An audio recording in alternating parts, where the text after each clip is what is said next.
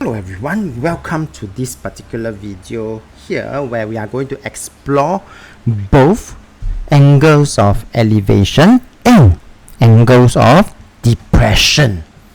Okay, so let's take a look.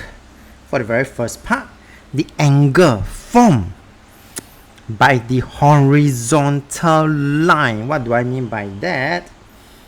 There is this line that I'm going to highlight in black color. This is the horizontal line, and when there is this angle that is formed by this horizontal and the line of sight of an angle that is above, so the keyword is above,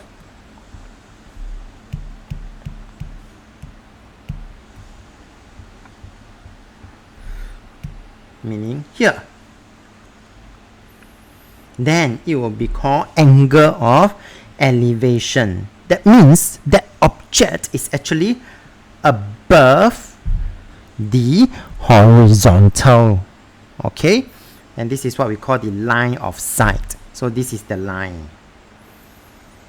Okay, so this will be what we call the angle of elevation.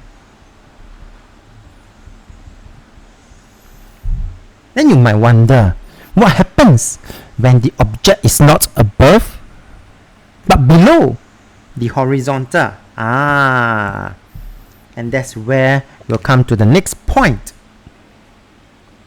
where the angle formed by the horizontal and the line of sight of an object that is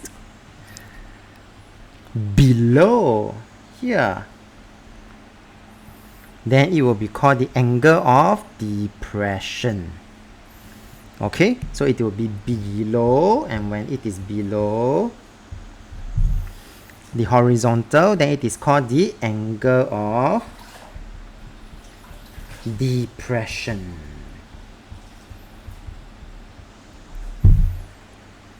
Alright, so how useful it is? Both the angle of elevation and the angle of depression can then be used for us to determine the